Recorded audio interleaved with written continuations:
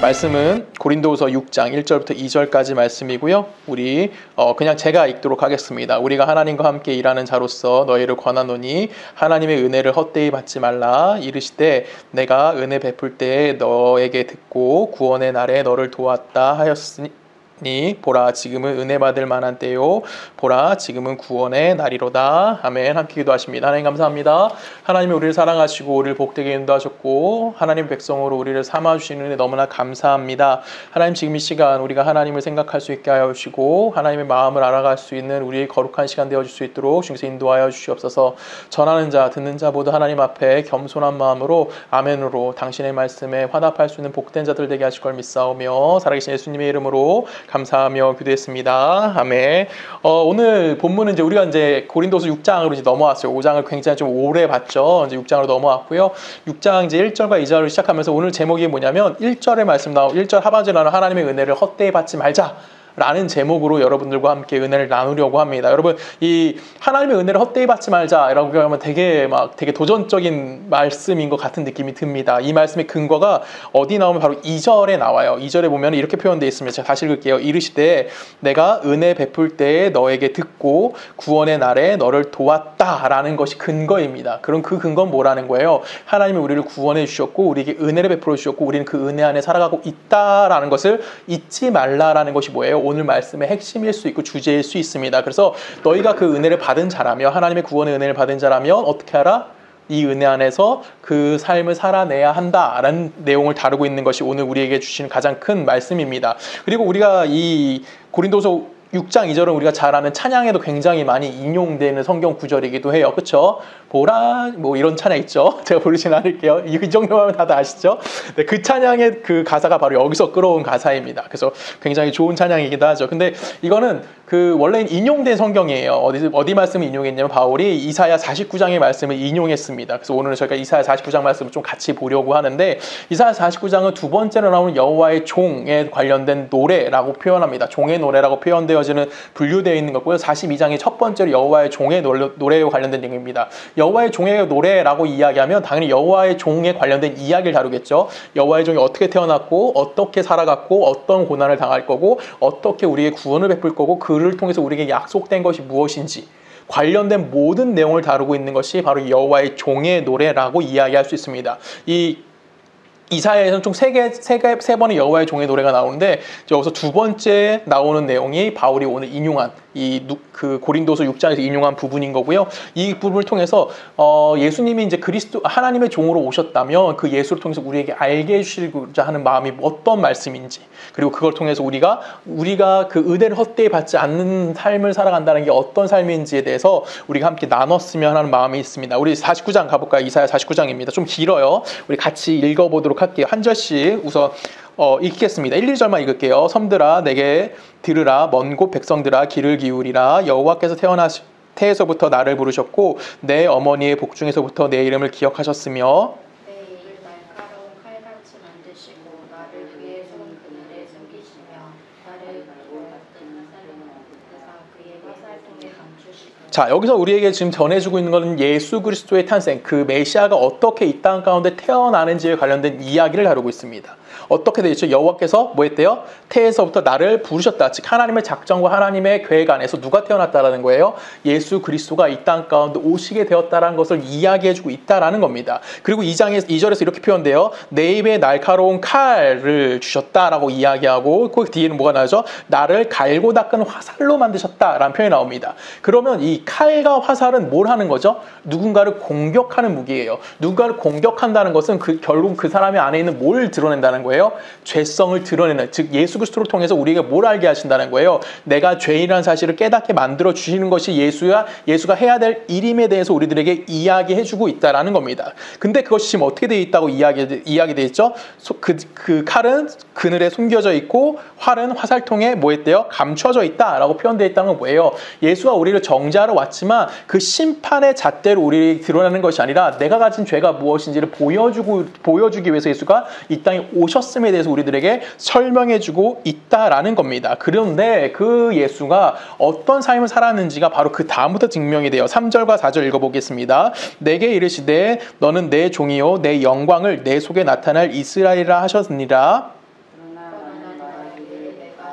사람들이 두고하였으며 무인하게 공연히 내 힘을 다하였다. 자, 여기까지만 우선 읽을게요. 예수님께서 뭐라고 얘기죠? 4절에 나는 말하기를 내가 헛되이 뭐했다? 수고했다라고 표현하고 있어요. 예수님께서 우리의 죄를 드러내기 위해서 하셨던 일이 뭘까요? 이 땅에 오셔서 하셨던 말씀이 하셨던 것, 기적을 베푸시고 많은 사람들에게 뭐를 주셨죠? 하나님 나라가 무엇인지 설명하셨고 그거를 통해서 예수가 직접 삶을 살아내셨다라는 겁니다. 성육신하신 하나님께서 이 땅에 오셔서 인간의 제약 속에 갇히시고 시간이라는 시공간의 제약 속에 갇히심에도 불구하고 그 안에서 하나님의 영광을 바라는 삶이 무엇인지 분명히 보여주셨음에도 불구하고 뭐했다고 얘기하죠? 그것이 헛되다라고 이야기하고 있다라는 거예요. 즉 예수가 뭐했다라는 겁니다. 하나님 앞에 이 세상 사람들 앞에 고난을 당했다라고 이야기하고 있다라는 겁니다. 예수가 당하신 이 고난은 예수가 당하셔서 우리에게 하나님의 나라가 무엇인지 설명을 해주셨지만 결론적으로 예수는 우리가 잘 알다시피 어떻게 됐죠? 십자가에 매달려 죽음을 맞이했을 뿐만 아니라 예수를 따랐던 제자들마저 예수를 뭐하게 되죠? 배신하는 것, 즉 예수가 당했던 순환이 무엇인지를 우리에게 설명해주는 부분이 바로 3절과 4절에 등장하는 내용입니다.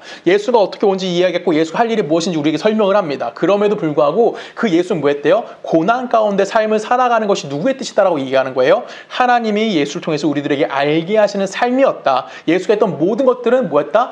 헛된 것에 지나지 않을 정도로 예수는 어떤 삶을 산 거예요? 힘들고 아픈 삶을 살아갈 수밖에 없었다는 것을 우리들에게 이야기해주고 있습니다. 그리고 6절과 7절로 갑니다. 6절부터 이렇게 얘기합니다. 우리 한 절씩 교독합니다. 그가 이르시되 내가 나의 종이 되어 야곱의 지파들을 일으키며 이스라엘 중에 보존된 자를 돌아오게 할 것은 매우 쉬운 일이라. 내가 또 너를 이방의 빛으로 삼아 나의 구원을 베풀어서 땅끝까지 이르게 하리라. 이스라엘의 구속자 이스라엘의 거룩한 이이신 여호와께서 사람에게 멸시를 당하는 자 백성에게 미움을 받는 자 관원들에게 종이 된 자에게 이같이 이르시되 왕들이 보고 일어서며 고관들이 경배하리니 이는 이스라엘의 거룩하신 이 신실하신 여호와 그가 너를 택하였습니다. 아멘. 자, 6절에서 우리에게 주시는 말씀 뭘까요? 예수가 이 땅에 오신 목적은 이스라엘 백성의 단순한 구원이라고 이야기하시나요? 아니죠. 예수를 들어서 뭘 쓰시겠다고 이야기하세요? 이방의 빛. 로 삼으셨다라고 하면서 예수로 말미암아 무엇이 이루어진다는 거예요? 그들에게도 구원이 베풀어진다라는 겁니다. 즉 하나님이 뭐 하시겠다는 거예요? 예수를 십자가에 달려 죽게 만듦을 통하여 예수를 통하여 뭘 하겠다는 거예요? 하나님의 구원이 무엇인지를 온 세상 가운데 선포하시겠다라고 이야기하는 겁니다. 근데 그 예수가 어떤 자래요? 제 7절에 보면은 사람들에게 중간에 보면은 사람들에게 멸시당하는 자, 백성에게 미움을 받는 자, 관원들에게 종이 된 자에게 누가 말씀하셨다고? 여호와께서 말씀하셨는데 그 여호와께서 뭐라고 말씀하십니까? 고통당하는 이 예수를 향해서 뭐라고 말씀하시죠? 왕들을 보고 일어서며 고관들이 경배하리니 이는 이스라엘의 거룩하신 이 신실하신 여호와 그가 너를 택하였습니다. 즉 예수가 어떻게 된다는 거예요? 그가 세상 사람들 앞에 뭐 받게 된다? 결론적으로 그들이 고통받고 힘들고 아픈 가운데 예수가 살아갔지만 그 예수가 누구로 말미암아? 하나님을 말미암아 경배의 대상이 되어질 것이다 라고 이야기하고 있다는 겁니다. 그러면 예수가 마지막에 누려야 될 하나님의 영광된 모습이 무엇인지를 설명하면서 그 여호와의 종의 노래가 중반절이 끝나게 돼요. 자, 그러면 지금 1절부터 7절까지 뭐와 관련된 얘기를 하죠? 메시아가 이 땅에 오는 목적, 메시아가 이 땅에 어떻게 올지, 그리고 메시아가 와서 어떤 삶을 살아야 되는 거고 그 삶 가운데 예수가 당하는 고난이 무엇인지를 설명하는 겁니다. 그리고 이 메시아가 결론적으로 뭐 하게 되는 거예요? 단순하게 이스라엘 백성에게 구원자로서의 역할이 끝나는 것이 아니라 이방의 모든 사람들, 즉 우리들에게도 구원이 미칠 수 있는 하나님의 빛이다라고 이야기함을 통해서 모든 자들, 즉 예수를 공격하고 예수를 핍박했던 모든 자들마저도 뭐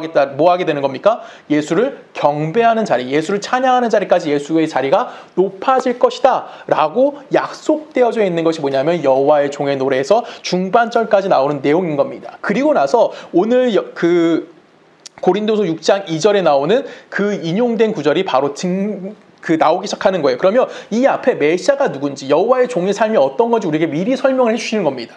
그리고 나서 이제 무슨 얘기예요? 8절에 보면 이렇게 표현돼요. 우리가 아까 읽었던 말씀이랑 비슷한 말씀인데 여호와께서 이같이 이르시되 은혜의 때에 내가 내게 뭐 하겠다? 응답하였고 구원의 날에 내가 너를 도다 내가 장차 너를 보호하며 너를 백성의 언약으로 삼으며 나라를 일으키며 그들에게 그 황무지였던 땅을 기업으로 상속하게 하리라 라고 말씀하십니다. 결국 여호와의 종이 순환이 끝나게 된다는 얘기를 하시는 거죠. 그러면서 뭐 하게 된다는 겁니까? 그가 고난을 당했고 그가 예언대로 하나님의 백성을 약속을 이루실 분이라는 것을 우리들에게 설명해 줌을 통하여 그가 그의 삶에 필연적으로 꼭 필요한 것이 무엇이라고 얘기하는 거예요? 고난을 통해서 우리에게 주어지는 역할이 무엇인지를 설명되어주고 있다는 겁니다. 이해 가시죠? 그게 뭐라고 표현되어 있어요?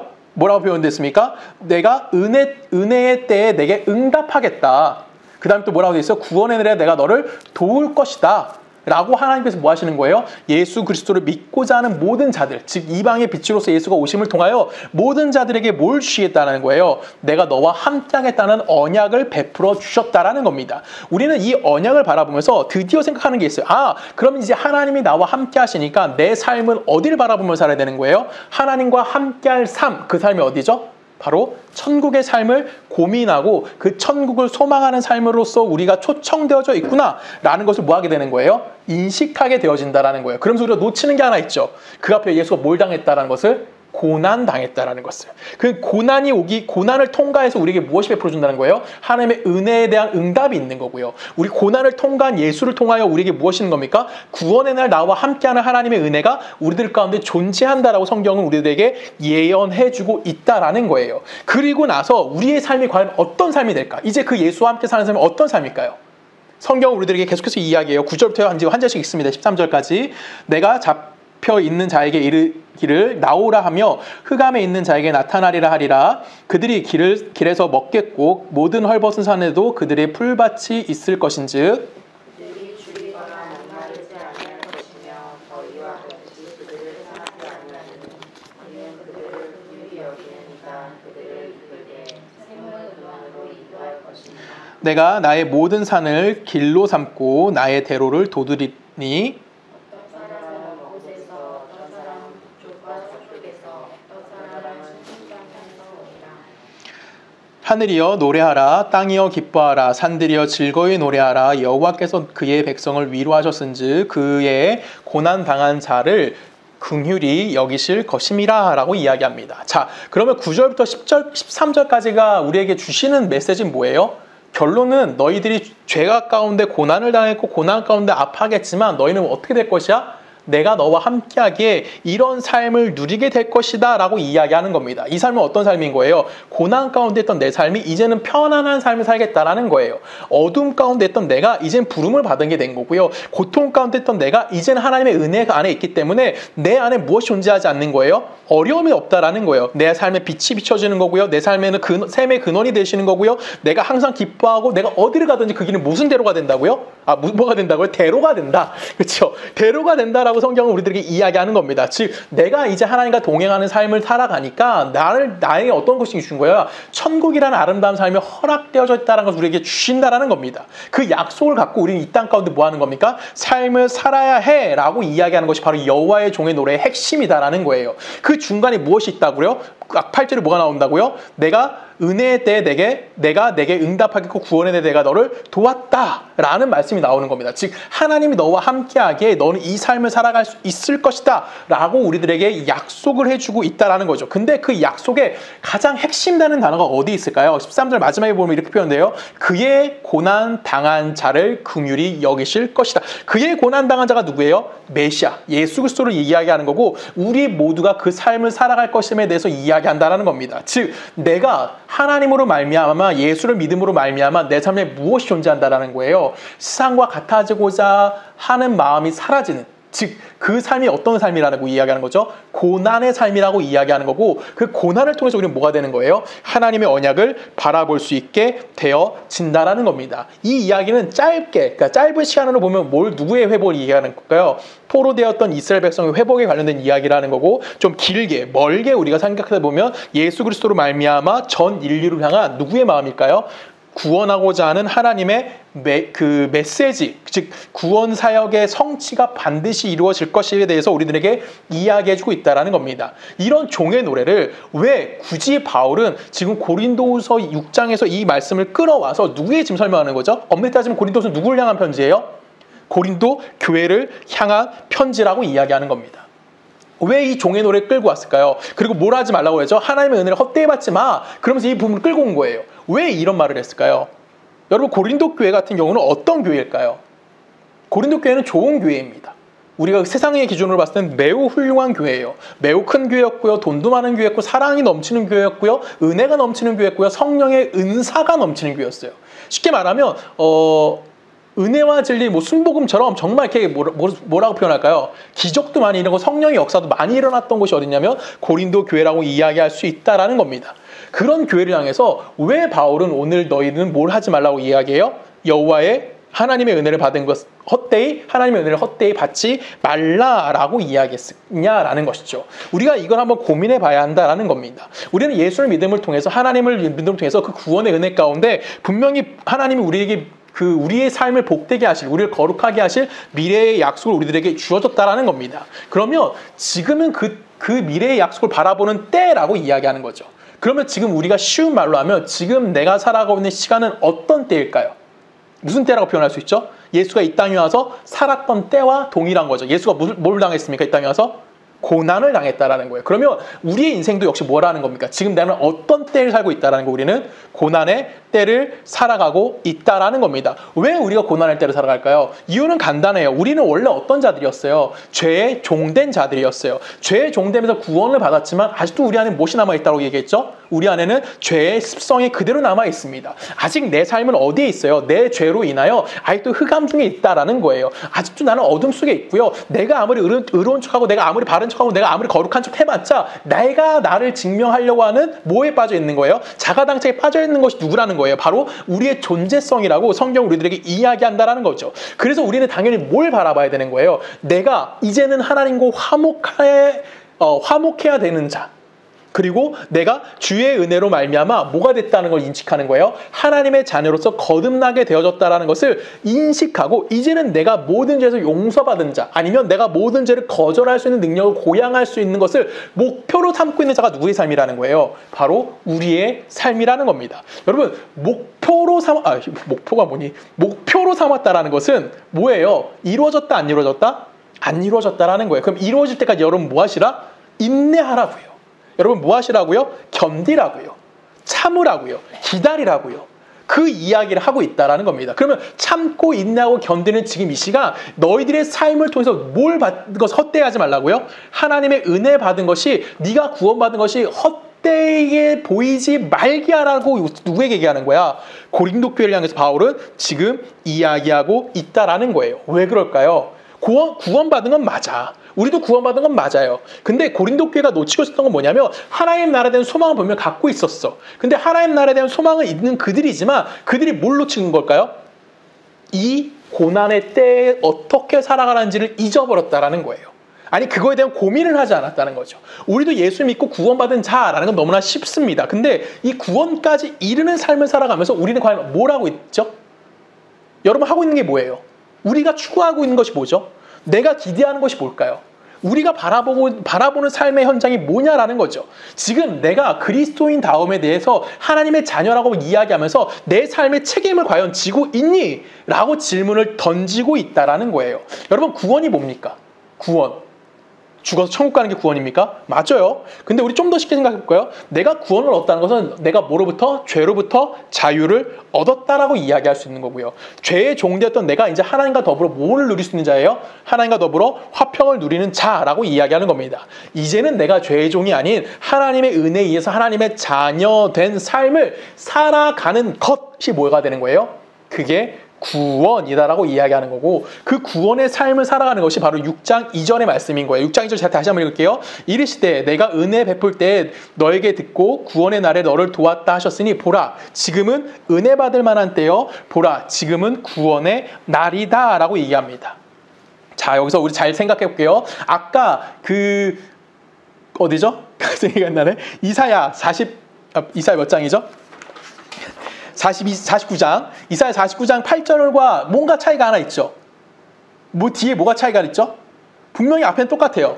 구원에 내가 은혜를 너에게 베풀어, 내가 내게 은혜의 때 너에게 응답하고 내가 구원의 날 너에게 도왔어 라고 이야기하는데, 바울은 거기서 뭐라고 얘기하죠?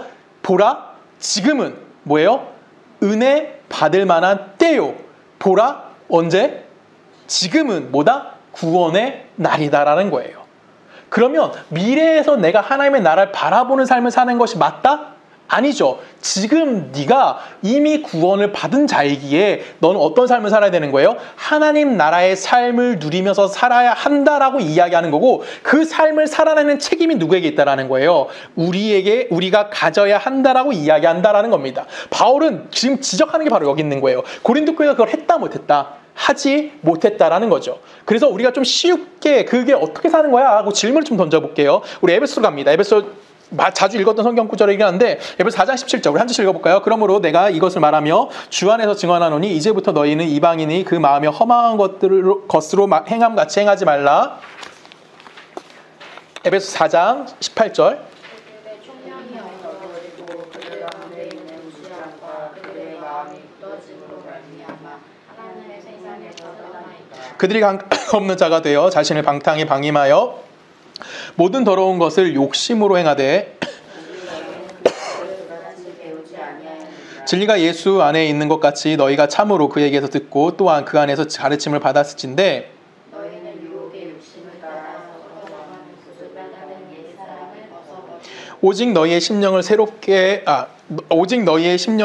되어 하나님을 따라 의와 진리의 거룩함으로 지으심을 받은 새 사람을 아멘. 자, 여러분이 뭐라고요 지금? 우리는 새 사람이라고 이야기해요. 그쵸? 근데 뭐 때문에 새 사람이래요? 앞에 뭐라고 돼 있죠? 너희는, 아니죠. 하나님을 따라 의와 진리의 거룩함으로 지으심을 뭐 했다? 받았다. 즉, 우리가 뭘 누리고 있다라는 거예요? 구원을 누리고 있다라는 거예요. 그래서 뭐와 같이 행하지 말라라고 얘기하죠. 22절에 보면은 너희는 유혹의 욕심을 따라 썩어져가는 구습을 따르는 옛사람을 벗어버리고 해요. 그럼 옛사람은 어떤 사람인 거죠?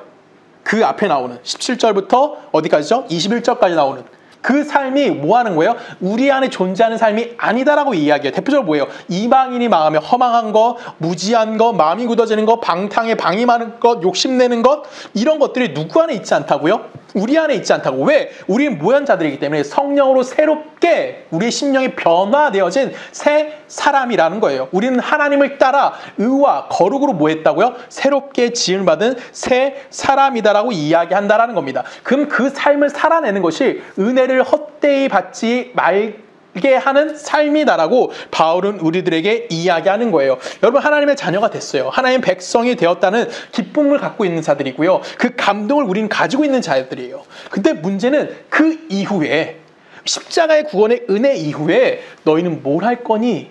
라는 질문을 하는 거예요. 여러분, 십자가의 구원 이후에 여러분은 뭘 하실 겁니까? 우린 몰라요. 그래서 우리가 했던 거 뭐 있죠? 주일 성수, 봉사, 기도에 참석하는 거, 또 뭐 있을까요? 선교 나가는 이런 어떤 드러난 눈에 보이는 행위적인 것들 통해서 나는 주일 성수했어, 나는 헌금했어, 나는 기도에 참석했어, 나는 봉사했어, 나는 선교 나갔어, 뭔가 타이처럼 뭔가 다 붙이는 거야. 그 뭐죠? 그 북한 애들 보면 여기 뭐 엄청나게 붙여 있잖아요, 배지. 이것처럼 우리도 줄줄이 붙이는 겁니다. 왜 붙일까요? 이걸 붙여야지만 내가 누구라고 생각하는 거야? 새 사람이라고 생각하는 거예요. 새 사람은 어떤 사람인데 그 앞에 나오는 걸 안 하는 자들이에요. 아까 읽었던 17절부터 22절까지 나오는 그 삶을 살지 않는 것, 옛사람의 모습을 이제 벗어나고 성령으로 새롭게 변화된 삶을 살아가는 삶을 살아야 된다라고 이야기하는 거죠.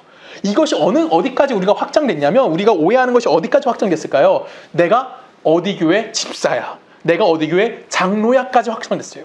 이건 뭐예요? 내가 이런 행위적인 걸 다 했더니 그래도 내 마음이 약간 뭔가 부족한 것 같아. 그래서 사람들이 다 어느 교회를 가죠? 큰 교회를 갑니다. 남들이 알아주는 교회 가요. 대표적으로 사랑의 교회라고 할게요. 여러분, 만약에 서초동네 교회 집사입니다. 여러분, 교회 다니세요? 네. 어느 교회 다니세요? 사랑의 교회 집사입니다. 이 얘기가 여러분 훨씬 더 기분이 좋으세요? 서초동네 교회 집사입니다라고 하는 게 훨씬 좋으십니까? 솔직히 난 사랑의 교회 목사라고 하는 게 훨씬 좋아. 내가 그냥 얘기할게. 그치? 그럼 사람들이 나를 어떻게 볼까? 오, 그 큰 교회! 그 사람들이 여기도 만족하지 않아요. 어디까지 갈까요? 우리 교회 목사님이 이찬수야. 우리 교회 목사님이 누구야? 나 그 교회 다녀. 이찬수 목사님 내 교회 다녀. 여러분, 이찬수 목사님의 신앙이 여러분의 신앙을 좌지우지 않아요. 사랑의 교회라는 저 어마무시한 건물이 여러분의 신앙을 여러분의 새 사람이라고 이야기하지 않는다고요. 우리가 자꾸만 어디를 숨는 거예요? 행위와 건물과 누군가의 이름, 쉽게 말하면 어떤 타이틀을 뒤로 자꾸만 내가 숨어버리는 거예요. 숨어서 뭐 할까요? 내가 그 뒤에 숨어가지고 내가 그 신앙을 가지고 있다라고 생각하는 거죠. 근데 성경은 우리에게 분명하게 이야기를 합니다. 뭐라고 얘기할까요? 자, 20절에 보면 이렇게 표현해요. 오직 너희는 그리스도를 그같이 배우지 아니하였다라고 얘기해요. 여러분, 그리스도가 우리에게 보여주고 우리에게 알게 해준 건 뭘까요? 어떤 능력을 찾아서 죽은 자를 살리고 아픈 자들을 고치고 이런 것들을 이야기하는 걸까요? 아니죠. 예수가 우리들에게 보여준 거는 성경에도 말하잖아요. 마태복음 11장 뭐라고 얘기합니까? 그의 마음은 온유하고 겸손하다. 예수가 우리에게 보여준 삶에 우리가 알아야 되는 거는 우리가 배운 거는 뭘밖에 없다는 거예요? 예수의 온유함과 예수의 겸손함인 겁니다. 그리고 예수가 마지막에 누구의 말씀에 끝까지 순종하시죠? 하나님 말씀에 순종하여 십자가에 달려 죽기까지 했던 거. 이 십자가에 그 하나님 말씀 순종했다는 건 뭘 의미하는 거야? 내가 하고 싶은 일 했다는 거야? 하나님 하라는 일만 했다는 거야? 하나님이 하라는 일만 했다는 거예요. 그럼 하나님이 하라는 일만 했다는 것은 결론적으로 무슨 얘기일까요? 하나님이 하라는 일만 했다는 것은 자기 부인하는 삶을 살았다는 거예요. 즉 예수는 뭐 한 거예요? 온유했고요. 겸손했고요. 자기 부인의 삶이 무엇인지를 우리에게 분명하게 가르치는 삶을 사셨던 분이 바로 예수 그리스도라는 겁니다. 우리는 그 삶을 배운 거예요. 그 삶이 어떤 삶일까요? 이제는 그 삶이 나와요. 앞에는 뭐예요? 옛사람의 삶이 나오며 이젠 새 사람의 삶이 그 밑으로 나와요. 우리 읽어볼 거야. 25절부터 29절까지 한 절씩 있습니다. 그런즉 거짓을 버리고 각각 그 이웃과 더불어 참된 것을 말하라. 이는 너희가 서로 지체가 됨이라. 마귀에게 틈을 주지 말라.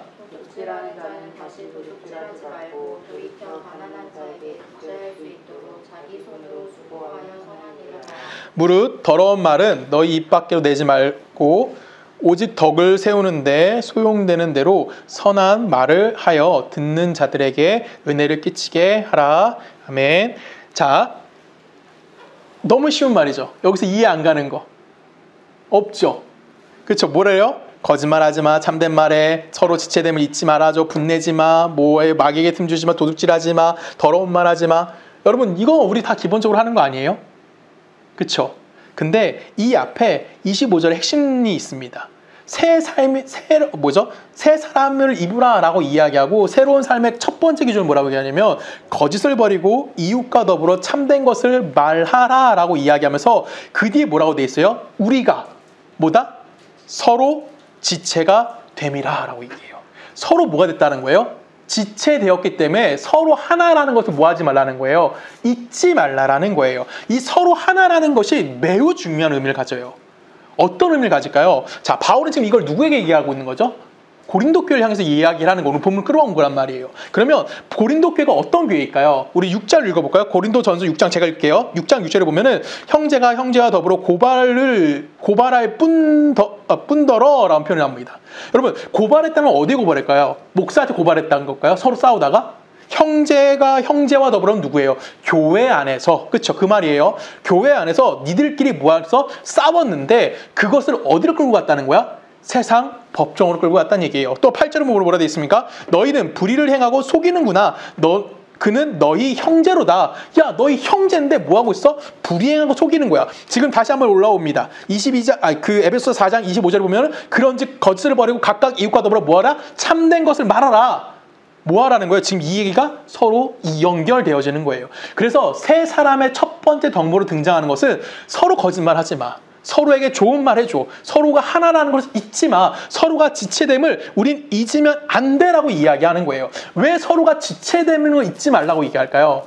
이 지체됨이라는 갖고 있는 의미가 그냥 우리는 하나인가 봐 라고 생각하라는 단순한 그런 것이 아니에요. 네가 어떤 상태에서 죄인된 상태에서 네가 어떤 상태에서 하나님을 모르고 있는 상태에서 뭘 받았어? 구원받았지. 쟤도 똑같다고요.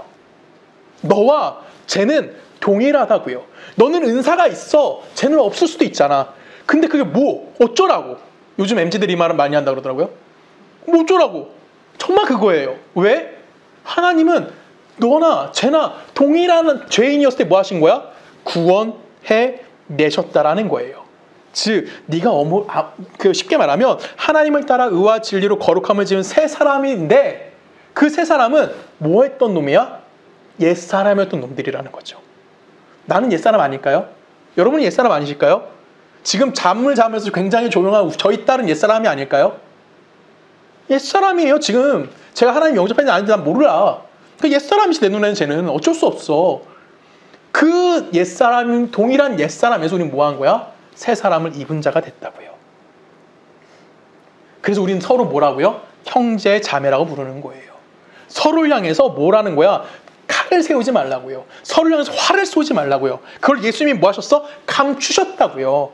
가둬두셨다고요.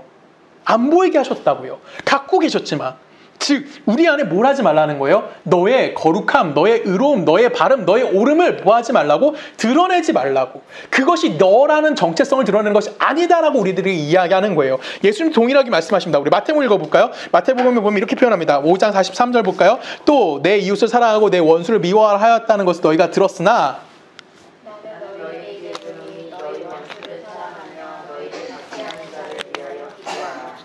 이같이 한즉 하늘에 계신 너희 아버지 아들이 되리니 뭐가 된대요?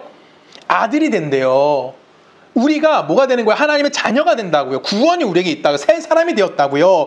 이는 하나님이 그 해를 악인과 선인에게 비추시며 비를 의로운 자와 불의한 자에게 내려주심이라. 여러분, 해와 비를 왜 악인과 선인, 의인과 죄인에게, 불의한 자에게 내리실까요? 똑같은 옛놈이었거든. 네가 아무리 지금 새 사람을 입었다고 해도 넌 어떤 존재였어? 죄인이었다고요. 그러면 여기서 의인을 너희 원수를 사랑하며 너희 박해하는 자를 위하여 기도하라는 것은 거룩한 행위입니까? 더러운 행위입니까? 거룩한 행위인 거예요. 그 거룩한 행위를 왜 하라 그럴까요? 너의 의로움을 증명하라고요? 네가 하나님의 백성이 하나님의 아들 됐다는 것을 세상 사람에 보여주라고요? 아니에요. 너도 그들과 다르지 않았다고요. 동일했다고요. 근데 그 은혜가 너에게 베풀어졌다라는 겁니다. 나의 옳음은 저 사람이 틀렸다 이렇게 얘기하지 말고 내가 옳으니까 내가 맞아, 나가 저 사람보다 더 위에 있는 자야, 이런 헛소리 하지 말라라는 겁니다. 이해 가십니까? 지금 우리는 그 삶을 살아가야 하는 거예요. 이게 대표적으로 가장 쉬운 예가 솔로몬 재판입니다. 여러분, 솔로몬 재판은 두 명의 어머니가 등장해요. 솔로몬이 마지막 판결을 내리죠. 어떤 판결을 냅니까? 아이를 반으로 잘라서 반반씩 나눠주라 라고 합니다. 이때 누가 정의로운 사람이죠? 누가 불의한 사람이죠? 어머니들 중에 누가 불의한 자예요? 정의로운 자는 거짓말하는 자에 앉는 게 정의로운 거예요. 첫 번째 가짜 엄마는 뭐 했죠? 네, 반으로 잘라서 주세요, 반반씩. 둘째 엄마, 진짜 엄마 뭐라고 얘기하죠? 거짓말해요. 그럼 누가 정의로운 거야? 성경이 말하는 정의는 옳고 그름의 문제가 아니라고요. 성경이 말하는 정의는 친엄마가 거짓말하는 이 마음이 정의라고요. 이해 가십니까? 옳고 그름의 문제가 아니라 아이를 살리겠다는 그 생명을 존중하는 마음. 그 마음이 누구에게 있는 거예요? 엄마에게 있었다라는 겁니다. 엄마 갈등은 이것이 누구에게도 있어야 되는 거냐면 우리 성도에게도 그 마음이 있어야만 하는 거예요. 어머니가 했던 마음은 뭐예요? 내가 잘못되다고 할지라도, 내가 비판을 받는다고 할지라도, 내가 거짓말을 한다고 할지라도 뭘 살리는 거예요? 누군가를 찌르고 누군가의 옳음을 증명하는 점에서 누군가의 생명을 죽이는 행위, 그 행위를 하는 것이 아니라는 것이 누구의 마음이라는 거예요? 친모의 마음이라는 겁니다. 원수를 사랑하라, 원수를 위해 기도해줘라, 너를 박해하는 자를 위해 기도해주라는 것은 그 사람의 악함을 판단하라는 얘기가 아니라 그 사람을 사랑하고 그 사람을 향한 하나님의 생명력이 무엇인지를 알고 기도하라라고 이야기하는 거예요. 즉 나의 옳음으로 그 사람을 찌르지 말라라고 이야기하는 게 뭐예요? 바로 친모가 가졌던 솔로몬 재판에 나오는 그 엄마의 마음인 겁니다. 이해 가십니까? 우리는 이런 마음 없이 자꾸만 뭐만 하려고 그래요? 행위로 드러나는 나의 거룩함을 증명하기에 너무나 급급할 때가 많습니다. 이것은 오늘 바울이 뭐라고 얘기합니까? 하나님의 은혜를 헛되이 받는 것이다라고 이야기하는 거예요. 이것은 구원이 무엇인지 모르는 자들이나 하는 행위인 겁니다. 사람이 누구나 다 실수할 수 있어요. 그렇죠? 여러분, 마태복음 16장에 보면 베드로가 하나님 예수 그리스도를 향해서 엄청난 고백을 합니다. 주는 그리스도시요 살아계신 하나님의 아들입니다 라고 이야기해요. 그리고 예수님이 뭐를 약속하시죠? 베드로의 그 고백 위에 교회를 세울 거고, 네가 땅에서 풀면 하늘에서 풀릴 거고, 땅에서 매면 하늘에서 매일 거야 라는 엄청난 축복을 내려주십니다. 그리고 예수가 이야기하죠. 야, 이제 나 죽으러 갈 거야. 나 이제 십자가 지러 갈 거야. 나를 따라오려면 너를 십자가 지고 날 따라와 라고 얘기합니다. 이때 베드로가 멋진 말 하나 하죠. 주님, 결코 당신에게 그런 일이 일어나지 않도록 내가 당신을 지킬 거예요 라고 얘기합니다. 여러분, 이 고백 멋지지 않으십니까? 근데 예수는 그 고백에 뭐라고 얘기하시죠? 사탄아, 내 뒤로 물러나라. 베드로는 실수한 거예요. 아니, 교회가 세워지는 엄청난 고백했다니까요. 근데 바로 실수한다고요. 나 실수할까요? 그쵸, 고마워. 나 실수해요. 자, 우리 집사람 실수할까요? 할 겁니다. 여러분 실수 안 할 것 같아요? 우린 구원받은 자지만 우린 뭐 하는 자예요? 실수할 수밖에 없는 자들이라는 것을 인정하라는 겁니다. 오늘 본문에서 바울은 고린도 교회를 향해서 이렇게 얘기하는 거예요. 너희가 구원을 얻은 자라면, 하나님의 자녀된 신분을 받은 자라면 그것이 우리를 어디로 이끌고 가는지, 네 삶이 남들보다 나은 것이 무엇인지를 질문하는 겁니다. 여러분, 마지막으로 성경 하나만 읽습니다. 에베소 5장 1, 2절 한 절씩 읽겠습니다. 그러므로 사랑을 받은 자녀같이 너희는 하나님을 본받는 자가 되고 그리스도께서 너희를 사랑하신 것 같이 너희도 사랑 가운데 행하라. 그는 우리를 위하여 자신을 버리사 향기로운 제물과 희생 제물로 하나님께 드리셨느니라. 아멘. 하나님의 은혜를 입은 자라면, 하나님을 따라 의와 거룩함으로 지으심 받은 새 사람이라면 우린 누구 닮아가라고요? 예수 그리스도를 닮아가라는 겁니다.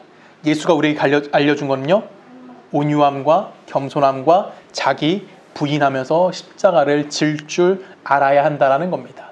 즉, 하늘의 씨앗이 땅에 떨어져, 하늘의 미랄이 땅에 떨어져 썩어져야지만 뭘 할 수 있어요? 열매에 맺어지는 삶을 살아갈 수 있는 것처럼 우리에게도 무엇이 주어졌다는 거예요? 예수 그리스도를 담는 성품이 우리에게 주어진 거고요. 우리에게도 십자가의 삶이 허락되어져 있다는 겁니다. 여러분, 그리스도인이라는 것은 돈이 많은 자가 아니고요. 그리스도인이라는 것은 선한 자가 아니라, 그리스도인이라는 건 예수의 성품과 예수의 십자가를 얼마나 가지고 있느냐, 그걸로 평가되어져야만 하는 것입니다. 고린도 교회가 이런 것을 못했어요. 그래서 고린도 교회는 우리 교회뿐만 아니라 이 세상에 있는 모든 교회에게 매우 좋은 본보기가 됩니다. 그들은 지식도 많았고요, 돈도 많았고요, 그들은 은사도 많았습니다. 근데 그것들이 그들에게 자랑이 되었고요, 그것들 때문에 그들은 교만해졌습니다. 지금 우리 모습은 어떨까요? 우리 교회는 작습니다. 뭐 자랑할 것도 없어요. 교인이 많습니까? 없어요. 자랑할 것도 없습니다. 바울은 이런 것들이 하나님 앞에 전혀 자랑이 되지 않는다고 이야기하고 있는 겁니다. 그러면서 그 교회를 향해서, 우리를 향해서 이야기합니다. 우리가 하나님의 은혜를 헛되이 받는 것이 아닌가? 아니면 우리가 구원을 얻고 새 생명을 얻은 자로 나아진 것이 무엇이냐? 우리는 우리 자신을 부인으로 이끌고 있느냐? 아니면 너의 오름으로 이끌고 있느냐? 무엇이 지금 여러분의 삶의 가장 부러움의 대상이냐? 아니면 이렇게 표현할 수 있죠. 우리는 무엇이 되고 싶은가? 내가 동경하고 원하는 삶이 무엇인가? 여러분, 스스로에게 점검해 보셔야 되는 겁니다. 내가 이런 점검을 하는 삶을 안 살면 어떤 삶이 되는 거예요? 하나님의 은혜를 헛되이 받은 자가 되어져 버리는 겁니다. 세상적인 유혹과 시험에서 우리는 벗어나는 게 쉽진 않아요.